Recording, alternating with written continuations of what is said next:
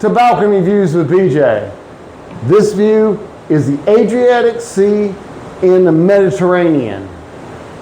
Man, that's a nice view. So we're on Royal Caribbean's Explorer of the Seas, and we're doing a European cruise, Mediterranean cruise, whatever you want to call it. I've seen a lot of people talking about dining times on Facebook. So I thought, you know what? I've actually seen quite a few things where people are asking individual questions. And to be honest, especially on Facebook, some of you guys can be pretty rude. You know, we've got to understand that if they're new to cruising, they just don't know. And yes, they can look it up on the website, but you know what? That doesn't mean you have to be mean. You have to be rude. So I decided I would do something a little different. I'm going to start a small series. I'm going to call it Ship Tips, at least for now. And it'll be shorter videos, not my normal, 5 to 10 minutes, but instead a 2 or 3 minute little quick snippet. And we're going to start here with dining times. People ask a lot about dining times. What do we do? Well, first of all, yes, there are dining times for the Windjammer, just in case. It's not open 24/7. So you can go to the Windjammer, but it does have times. And guess what? I'm sorry, those times change. So I can't give you any exact times.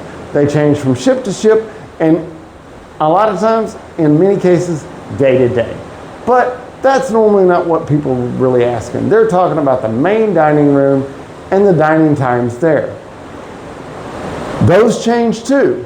But for the most part, you have an early seating and a late seating, and those are standard seatings. So either 5 o'clock, 5:30, 6 o'clock, those are the normal times.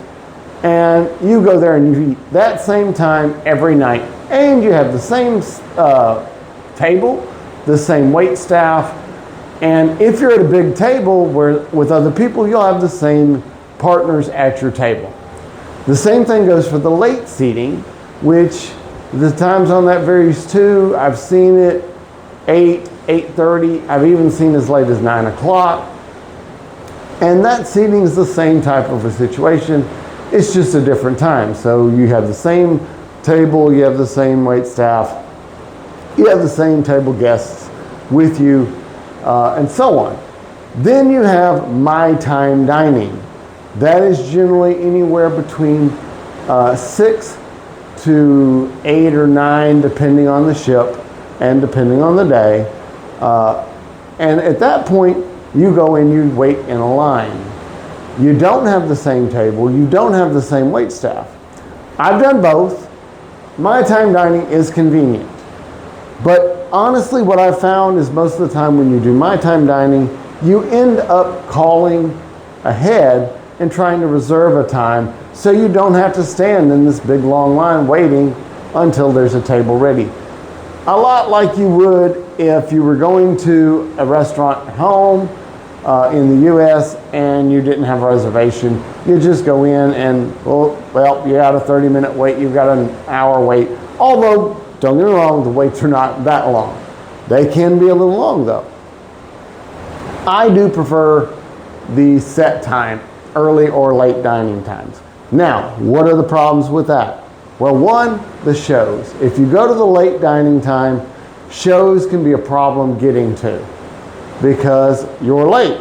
So the dining generally takes about an hour, hour and a half, sometimes even 2 hours, depending on your table, your wait staff, how you eat, all of that. So that can make it tough to get to some of your shows. The earlier shows you can't get to because it might not be over before your dining time is ready. And the later shows, well, you've got just about an hour to eat, and that can be kind of hard to get through sometimes, even if you tell your staff, this is what I would recommend. Hey, I've got a show I'm trying to go to. They'll do their best to hurry it up and get you out of there quickly. But honestly, it doesn't tend to work out very well. So you've got pluses and minuses on both sides. Again, I like to have the set dining time. Now the early dining time is great, except guess what? It's pretty early, 5:30. Now this one we're on Explorer of the Seas, it's actually 6 o'clock, and that works out pretty decent for me. I don't mind it as much. But 5:30, I'm not 80 years old yet. I'm getting there, but I'm not there yet. So that can be a little too early. So you've got a lot to go on. But you've got to figure out what works best for you. I'm giving you the information. That's what I'm here for. So you kind of have an idea of the early dining times, the late dining times. And like I said, those are set. I love those because you have the same wait staff. You have the same guests, so you get to, well, how was your day? What did you do in this port? And all of that. And that can be really fun. That to me, honestly, is about half the fun of cruising. So there you have it. There's your options. You've got to choose what works best for you. Unfortunately, Royal Caribbean hasn't made it where you can look at the cruise planners and know when the shows are before you go. So that makes it a little difficult to plan what time do I want, because I don't know what shows I want to go to. That's a Royal Caribbean problem, and guess what? Royal Caribbean, I'd fix it if I could, but that's on you. Either way, guess what? I'm BJ. Those are my balcony views, and I hope you enjoy your next cruise.